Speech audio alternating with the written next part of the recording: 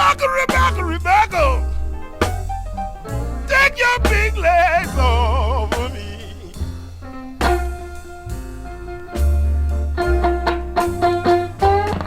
I said, Rebecca, Rebecca, Rebecca, take your big legs off of me.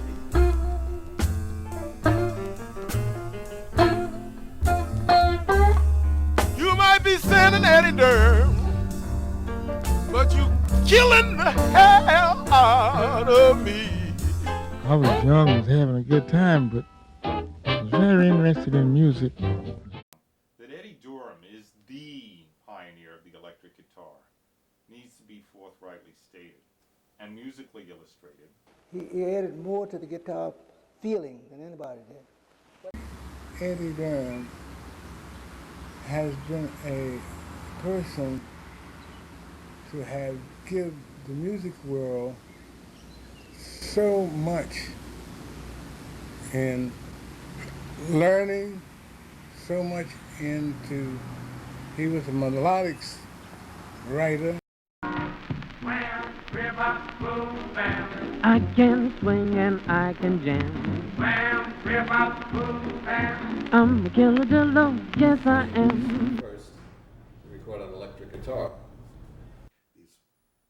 These totally unique chords that Eddie would play on the guitar, because he had the way they would play the guitar was so different from anybody else. He put his hand like, he play this weird chord. You can't even talk about it in terms of guitar playing like you talk about Charlie Christian or Jim Hall or the standard way that people play the guitar. I mean, he invented a new way of playing it. The chords, the way that he moved things, the voicings were totally unique. First of all, he used to put his hands over the thing. I mean, it wasn't always like this. He'd go over on the top like this. And he had the damnedest ways of putting his hands that were totally unique. And guitar players used to play with Benny Goodman, used to play with all different kinds of people. Friends of mine used to come to watch him because it was just like totally original, his approach. Which is why you really could never imitate the way that Eddie Durham played the guitar. He used to strum a lot when he played certain voicings on the guitar, and even now I do it, and because I grew up watching him do it, so I incorporate it into my playing. And when I show certain people certain voicings, like when I make an 11 chord, I automatically use a thumb, which frees me up for doing other things with my pinky. And it belittled me or any of my friends that I was playing. He thought it was great. He thought, anything that you did musically was great. He would try to support it. My father was the type of person that could teach people. He would see your weaknesses and your strong points, and he would know how to use that and teach you things.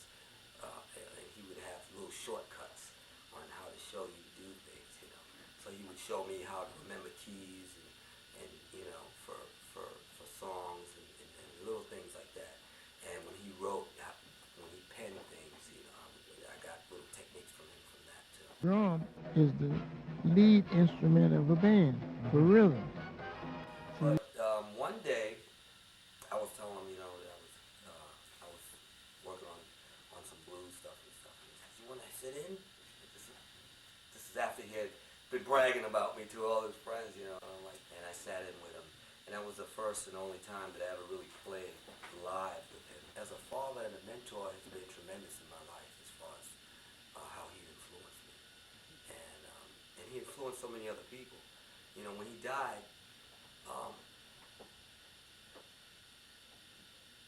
I really didn't get the impact at how much of a humanitarian he was and how much people loved him. Just people. Everyone he ever talked to, he touched in some kind of way.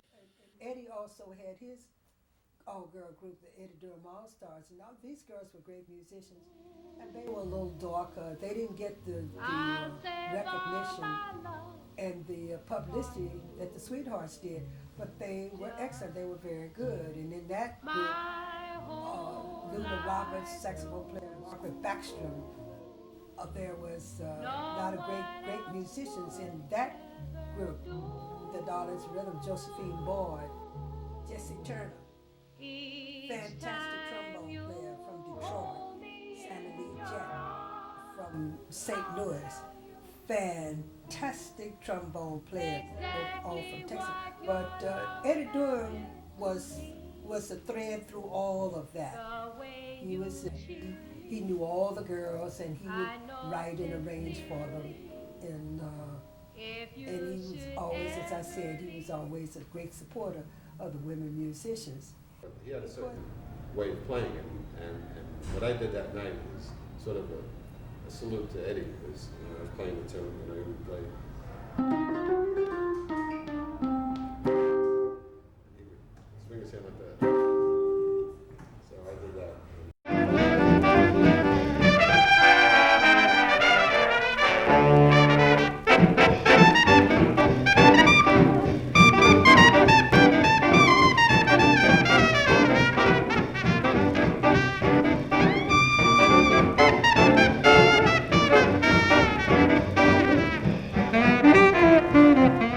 Well, what I liked about the Jim Luncie's band, it was a great swing band, a great entertaining band, one of the greatest bands of all time. And Eddie played with that band. He used to always solo with the guitar. He's my idol when it comes to playing guitar, the feeling of the guitar, because I built my whole style of playing with Eddie Durham. After I took notice of his playing, even though I knew the guitar very well and said it very, I changed to that particular style. You know, his playing was no trying, as much he just did it naturally, you know. He's just a natural musician. It's like a straight guitar doesn't have this vibration. And it was made to substitute for the electric, because when we first made it, there was no electric guitar. And it was made to give the guitar more volume. So Eddie seemed to be one of the first ones to get this guitar, because he's the first one I heard really play it. Then I got one right away.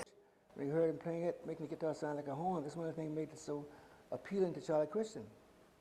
So when he would get up and play these solo breaks, he was playing straight guitar, but he was playing like a horn player, playing a melodic line. So I know that he was copying the horn style. But naturally, Eddie had given him some lessons, and Eddie, with Charlie Christian, playing the same style that your father taught him, with a pick. And Wes Montgomery played the same style with his thumb. Yeah. And then Wes Montgomery copied it exactly. Eddie Durham started something, and those that did it, they sold the most records. It still comes from Eddie Durham approach. We were swinging. They were coming from all over the country. Plenty of work here. Plenty of fun for everybody. But we knew of him because of his solos, and once you hear him, you're gonna find out who that is, you know, because it was extraordinary. Yeah.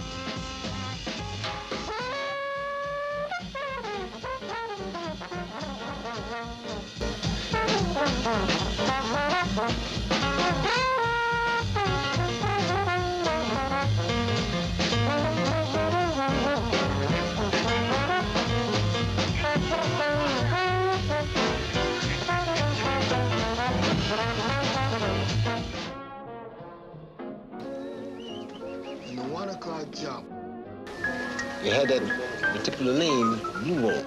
yeah. And the man said, well, now you can't just say that over there. You got to get another name. So the man happened to be looking up top of the house, and he saw the clock, and it's near 1 o'clock. He says, I'll tell you what, dude. When it's near 1 o'clock, he said, well, just call it the 1 o'clock jump. That's where it started. Change the name right there.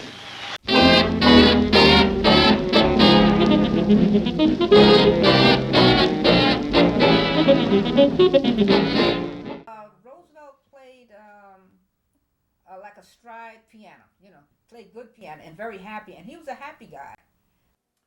Buck Clayton's on the records, Freddie Green's on the records, Joe Jones is on the records, Walter Page is on the records, and Eddie Durham's there playing electric guitar. And these are the original Kansas City 5-sides.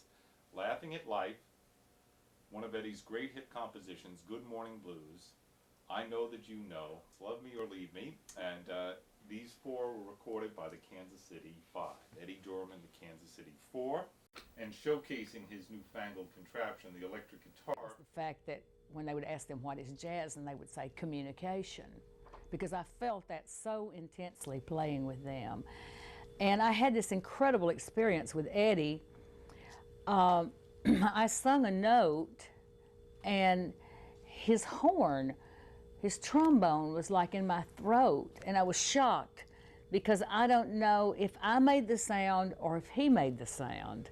And it was just such a beautiful, memorable experience. So, you can hit these high notes. And he goes, no, and I would hit him on the guitar, and he goes, no, that's out of the range of a trombone. Yeah, that's not on there. I said, yes, it is. My father does it all the time. He says, what do you mean your father does it? Because he didn't know who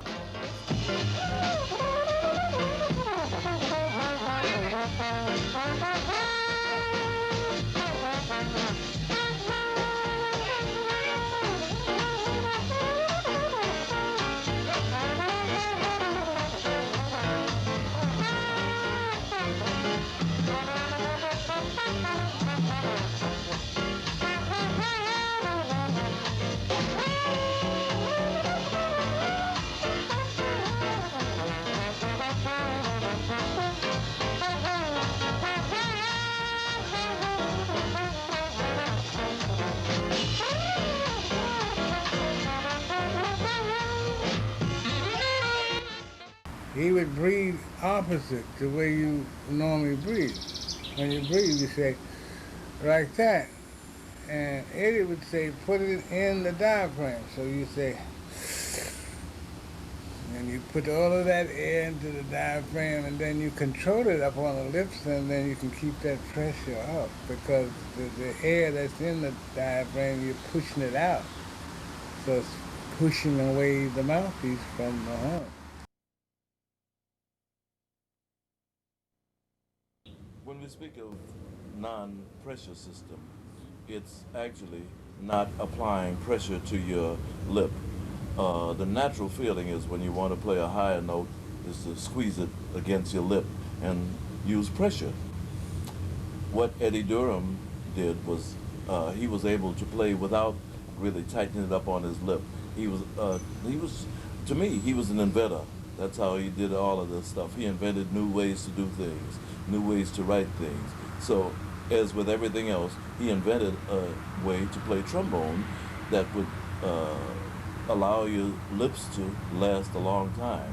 And that was not pressing it up against your mouth.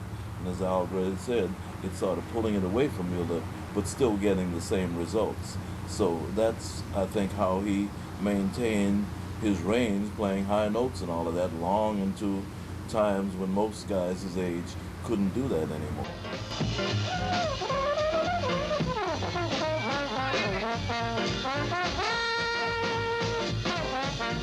So that's his invention right there. Now they have it where they take that way he was doing, and they have developed it into circular breathing, where they keep going, where the stomach rotates with that air, and it keeps pushing it out. Most people who have complex minds are not accessible to other people. He could take a complex thing and explain it to you simply. Most people explain simple things in a complex style. But I think that's really a virtue, when somebody who has a mind that amazing can still make you understand what they're talking about. And he had a way of throwing that trombone out there and ring, and it never went, it was always that one straight sound he had, and it was clear, creamy, and crystal. He was talking about geniuses. He's a giant genius, or a genius giant. I mean, it's just too bad that people like Eddie can't live forever in the sense of the body being here and the person being here. Not only a father in music, but he was a father in being a true blue person, musically, and he was a very soft person. It was almost like you didn't think Eddie cared about, because he just talked on